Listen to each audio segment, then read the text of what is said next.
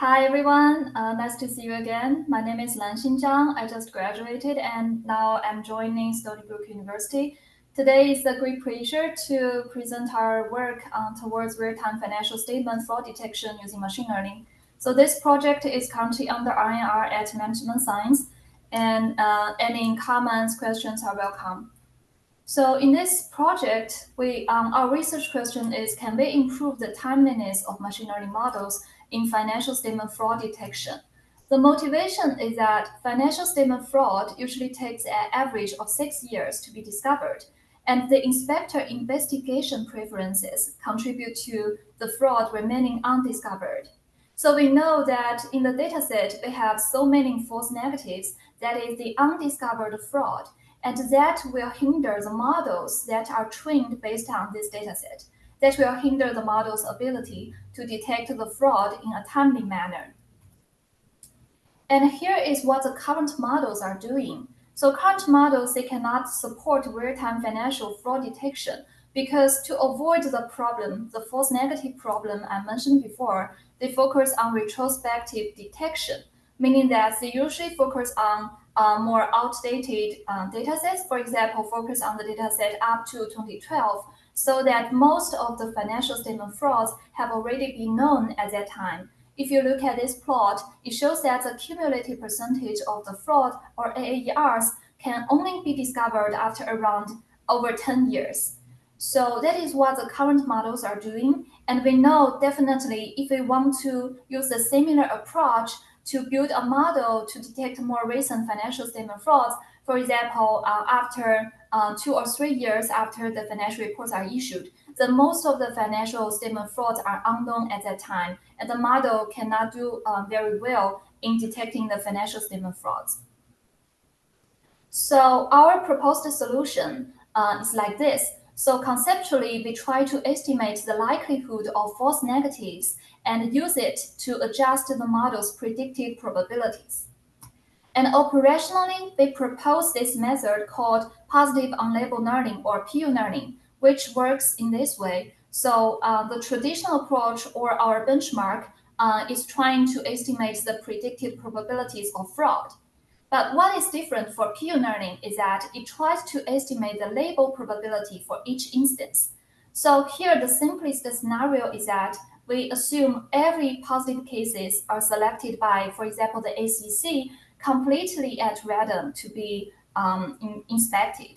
So in this way, the label probability for all the instances is a constant.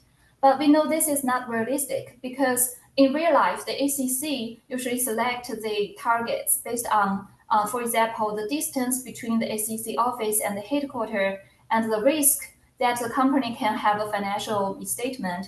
And for example, if there's negative news report and whether or not the local office is busy at that time. So more realistic assumption is that those positives are selected to be labeled based on a set of predictors. And then the PU learning will use this estimated label probability to adjust the original predicted probability of fraud. So this is how it works. And then to implement our proposed solution, our sample include 1991 to 2012 to be consistent with prior literature. Our dependent variable is the SEC's Accounting and Auditing Enforcement Release, which is a widely used proxy for financial statement fraud. Our predictor variables following the prior literature include 28 raw financial variables and 16 SEC investigation preference variables. And that includes, for example, the company's exposure to new standards, whether or not they have new transactions, their pressures to misreport, the negative media exposure, analyst following, the manager's admission of irregularities, third-party allegation of misconduct, SEC office business, SEC office distance, etc. And here is our machine learning experimental design. So first of all, we want to simulate a real-time detection setting because to enable the timeliness of the models is our objective. So to simulate the real-time detection setting, we try to only use the information that is available at the time of model construction. So for example, if we try to build a model in year 2012, we will not use any information that becomes available after 2012. So that is how we simulate the real-time detection setting. And then we replicate the prior models in this setting. So here is our baseline. And we also try to compare our proposed pure learning methods with the benchmark. So eventually we use the rolling window training and testing to compare the model's performance. And here's our findings. So for the test year 2007 to 2012, we find our proposed methods that are in green, the pure learning methods, they outperformed our benchmark across all of the machine learning metrics. We also try to compare the expected cost of misclassification, trading off the false positive and false negatives. And then we find the pure learning shows significantly lower cost compared with the benchmark. We also try to increase the interpretability of our model by using explainable AI to output the most important predictors for the model. And in the additional analysis, we try to apply our models to more recent time.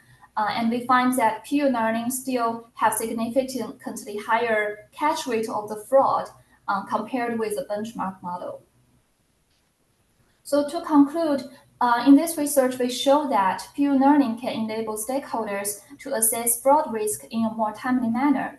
And this method has the potential to be applied to other accounting settings with the similar problems of selection bias. For example, the shareholder litigations, internal control violations, or restatements. And for the next steps, we plan to integrate the survival model into our current model because when the fraud is discovered can also provide incremental information.